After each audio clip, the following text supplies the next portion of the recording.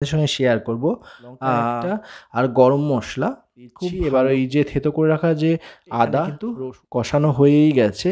তারপর আমি পাশেই যে মটরটা সেদ্ধ করে রেখেছিলাম সেটা সময় নাড়াচাড়া করবো, আর নাবানোর আগে একটু চিনি দেবো। যাই হোক, সমস্ত কিছু হয়ে গেছে, আমি একটু চিনি দিয়ে দিয়েছিলাম আর দিয়ে দিলাম নাড়ার মধ্যে নাবিয়ে নিচ্ছি পরিবেশন করার জন্য ঘুগনি। বন্ধুরা, দুপুর চলে আসলাম।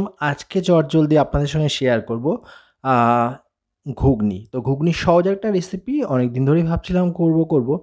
তো আজকে যেটা করলাম, গতকাল রাত্রেই আমি এখানে মটরগুলোকে ভিজিয়ে রেখেছিলাম, খুব ভালো করে ফুলে গেছে, সেদ্ধ করতেও সুবিধা হবে। তো প্রেসার কুকারে সামান্য পরিমাণে নুন দিয়ে খুব ভালো করে সেদ্ধ করব। পাশাপাশি একটা ভাজা মশলার জন্য এখানে সাদা জিরে, বেশ খানিকটা মৌরি, শুকনো লঙ্কা একটা আর গরম মশলা খুব ভালো করে একদম শুকনো করে ভেজে নিচ্ছি, ওটা গুঁড়ো করে নেব।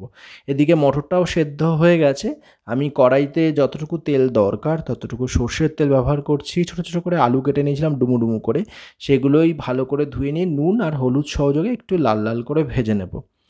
তারপর মশলার মধ্যে কী কী দিচ্ছি একটু বলি। আমি আদা, রসুন, কাঁচা লঙ্কা, কাঁচা পেঁয়াজ খুব ভালো করে একটু পরিমাণ মতন, মানে রসুনটা বেশি পরিমাণে থেতো করে নিয়েছিলাম, সেটাই অ্যাড করব। আলাদা করে কোনো বাটা মশলা এখানে ব্যবহার করছি না।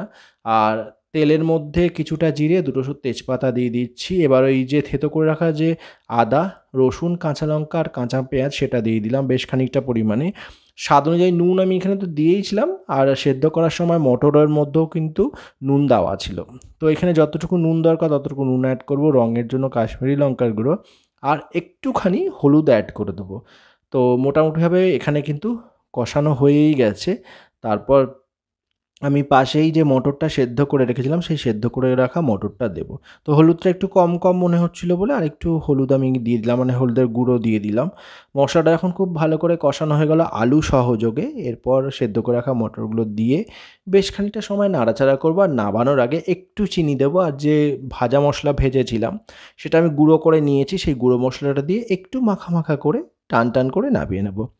তো বেশ ভালোই লাগে। আজকে সত্যি কথা বলতে দুপুরে খাওয়া দাওয়ার পরে যেহেতু ভয়েসটা অ্যাড করছি আমি এই ভিডিওর জন্য, তো ঘুগনিটা এত ভালো হয়েছিল, বেশ দোকানের ঘুগনির মতন লাগছিল।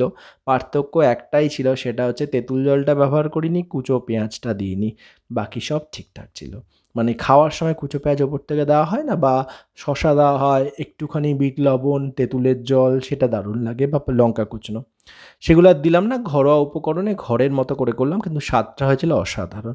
তো যাই হোক, সমস্ত কিছু হয়ে গেছে। আমি একটু চিনি দিয়ে দিয়েছিলাম আর দিয়ে দিলাম নামানোর আগে ভাজা মশলাটা দিয়ে বেশ নেড়ে ছেড়ে একটু টান মানে একটু শুকনো জলটা যখন টেনে যাবে নামিয়ে নেবো, তারপর পরিবেশন করবো। এটা রেডি হয়ে গেছে, দেখুন শুকিয়ে গেছে প্রায় জলটা অনেকটা।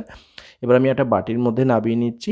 পরিবেশন করার জন্য ঘুগনি কিন্তু একদম রেডি। তো এরকম ছোট্ট ভিডিও যদি আপনাদের ভালো লাগে বন্ধুদের সঙ্গে অবশ্যই শেয়ার করবেন, একটা লাইক করবেন, আর যদি আপনাদের কিছু জানাতে হয় মতামত অবশ্যই কমেন্ট সেকশনে সেটা জানাবেন। আজকে এতটুকুই, ঘুগনি রেডি হয়ে গেল। দেখা আছে নতুন পর্বে খুব তাড়াতাড়ি। সবাইকে জানাচ্ছি টাটা।